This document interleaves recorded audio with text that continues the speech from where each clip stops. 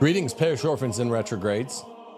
Today is Tuesday, August the 10th, and I think I have one of the more important Rules for Retrogrades episodes of the year 2024 so far. I've called it Benedict's Flight from the Wolves.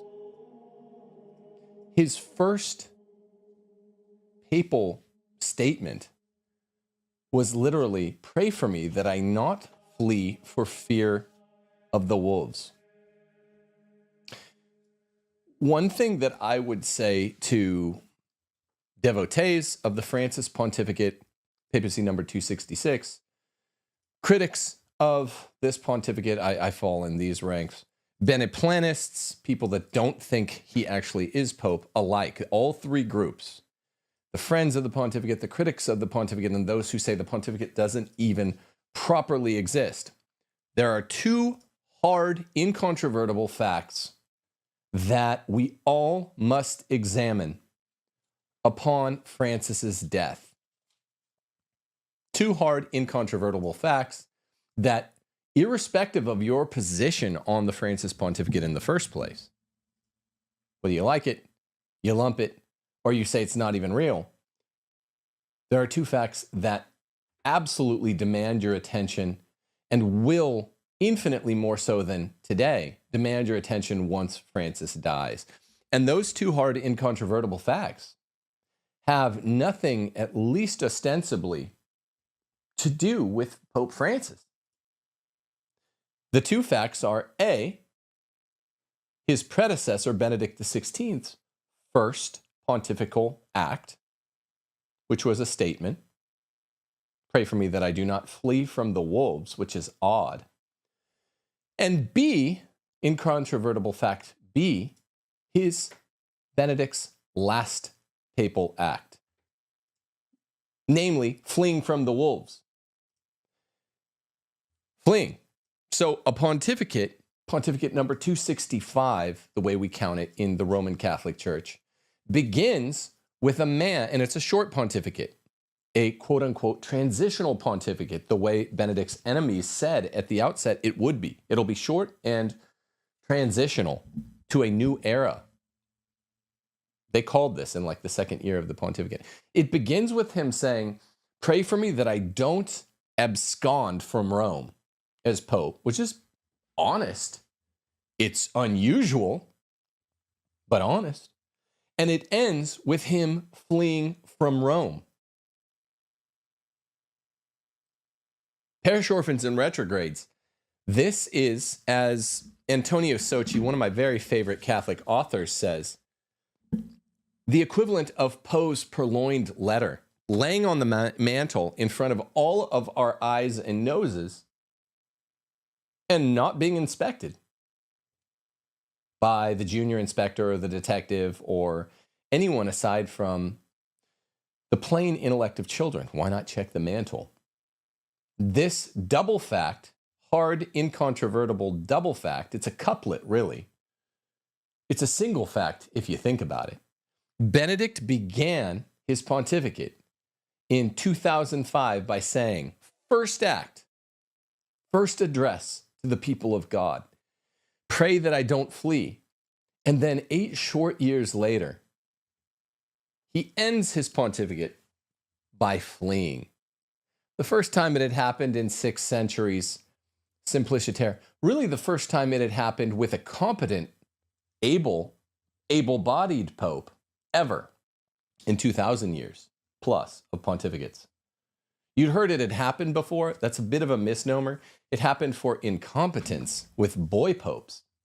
It had never happened with a 25-year former prefect of the Holy Office who knew where the bodies were buried under John Paul II, no pun intended, and who was a trained master theologian, some say the greatest dogmatic theologian of the 20th century. I'm not sure if I agree, but some say that. At any rate, IQ 150 plus. He says, at the very beginning, pray that I don't flee. And then he ends by fleeing. I'm going to use Antonio Socci's analysis in this overlooked book The Secret of Benedict XVI. Is he still the Pope? This book comes to us from, is it 17 or 18?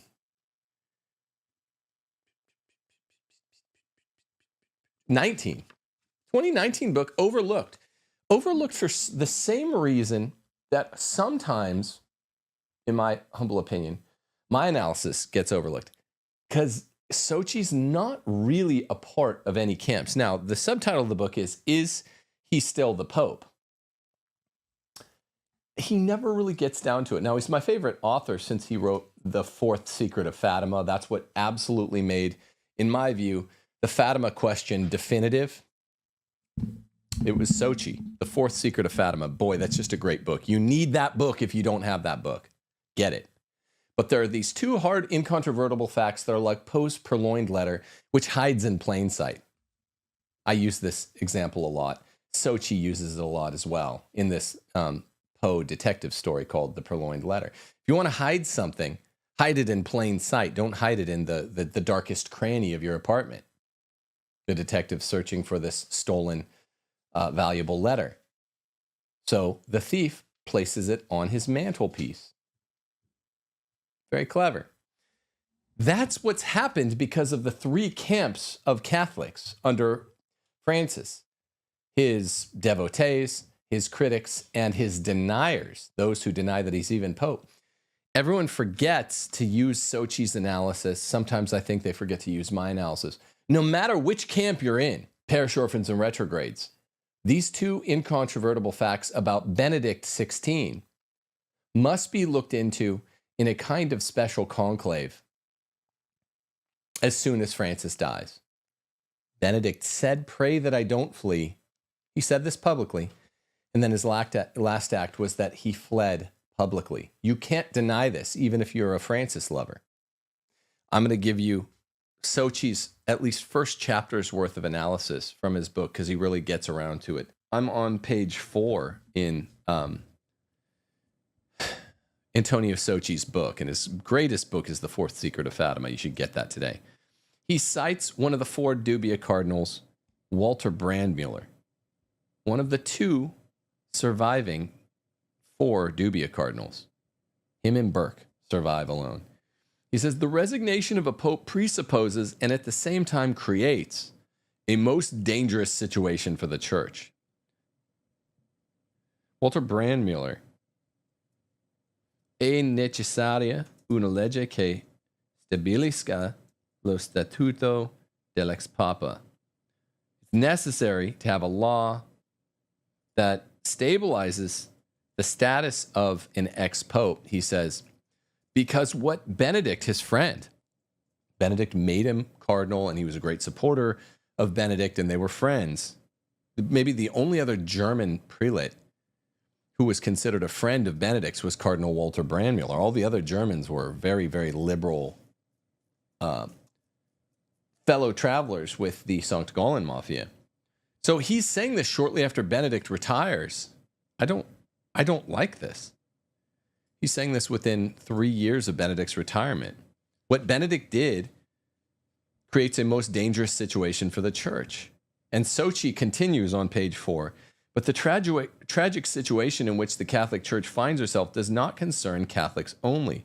It concerns our entire society. It is not by accident that the crisis of the church coincides with a moment of disturbing unrest on the spiritual, cultural, and civil level, as well as the geopolitical one.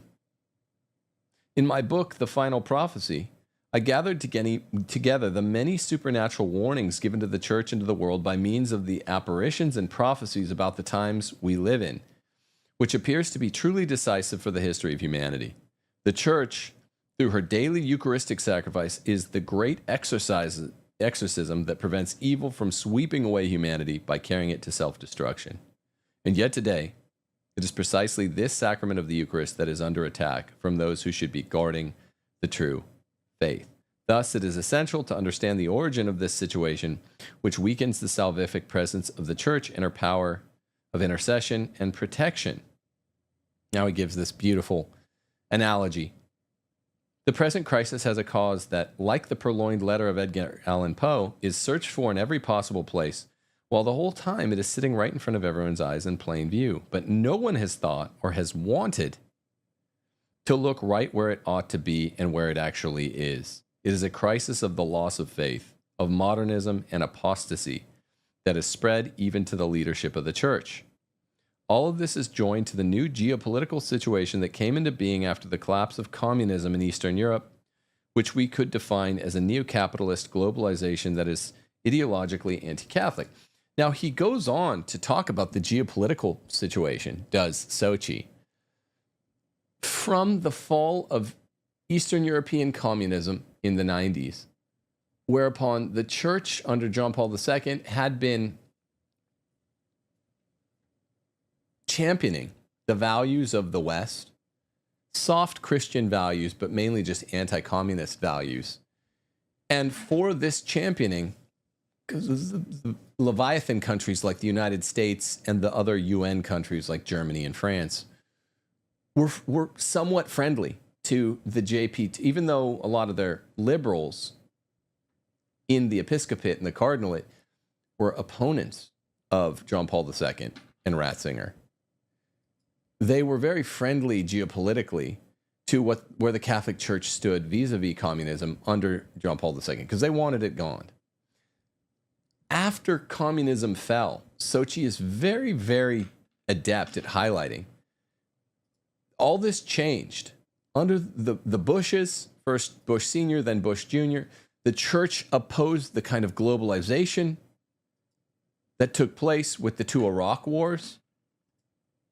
And this meant they were out of favor. Not only were they no longer offering a valuable kind of service via John Paul II, who opposed communism rather forcefully, but also now the church was opposing the American wars. Sochi has this view that the UN always follows America. I don't really have the same view. I mean, the UN and America seem to be in league to prop up, a certain power in the Middle East. But I'm not as convinced that Sochi is that the UN just does the bidding of America. But at any rate, he gets it all right, that in the late 90s and early 2000s, the church now was no longer seen as the lionheart of anti-communism.